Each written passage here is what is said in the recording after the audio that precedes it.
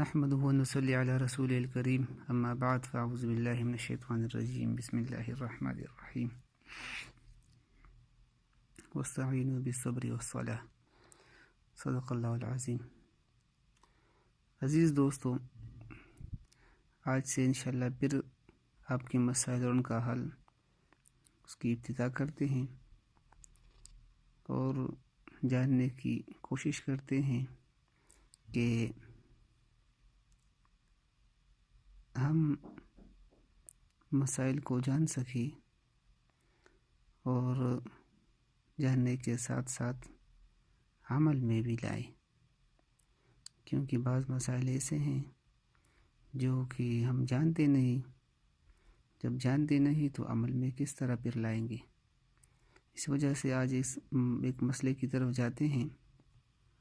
آج ہم جانیں گے کہ آب زمزم سے وضو اور غسل کرنا جائز ہے یا ناجائز ہے، مکروہ ہے، مکروہ تحریمی ہے، مکروہ تنزیہی ہے، کس طرح ہے۔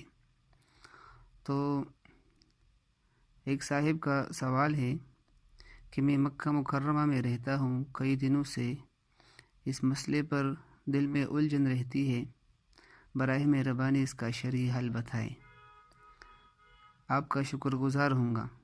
مولانا صاحب، ہم پاکستان میں تھے تو آب زمزم کے لیے اتنی محبت تھی کہ کچھ بتا نہیں سکتے، اب بھی وہی ہے، ایک قطرے کے لیے ترستے ہیں۔ یہاں لوگ وضو کرتے ہیں، کیا یہ جائز ہے یا نہیں؟ نماز کے لیے وضو کر لینا جائز ہے یا ادب کے خلاف ہے؟ تو اس کا جواب سنیے توجہ سے۔ یعنی جو شخص باوضو اور پاک ہو، وہ اگر محض برکت کے لیے آب زمزم سے وضو یا غسل کرے تو جائز ہے۔ اسی طرح کسی پاک کپڑے کو برکت کے لیے زمزم سے بھگونا بھی درست ہے، لیکن بے وضو آدمی کا زمزم شریف سے وضو کرنا یا کسی جنبی کا اس سے غسل کرنا مکروہ ہے۔ جنبی شخص سے مراد کہ جس پر غسل جنابت واجب ہو چکا ہو تو وہ مکروہ ہے۔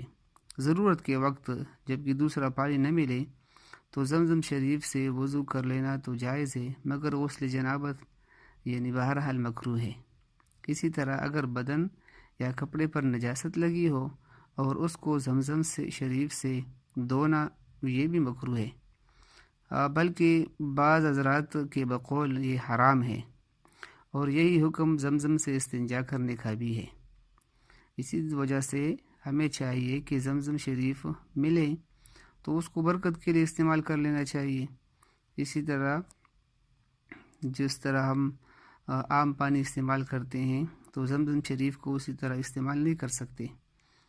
بعض لوگوں نے آب زمزم کو یعنی جس طرح ہم عام پانی کو استعمال کرتے ہیں اسی طرح آب زمزم سے استنجا کیا تو ان کو بواسیر ہو گئی۔ خلاصہ یہ ہوا کہ زمزم نہایت متبرک پانی ہے، برکت والا پانی ہے، اس کا ادب انتہائی ضروری ہے، اس کا پینا موجب خیر و برکات کا ذریعہ ہے، اور چہرے پر، سر پر اور پورے بدن پر ڈالنا بھی موجب برکت ہے، لیکن نجاست زائل کرنے کے لیے اس کو استعمال کرنا ناروا ہے، جائز نہیں ہے۔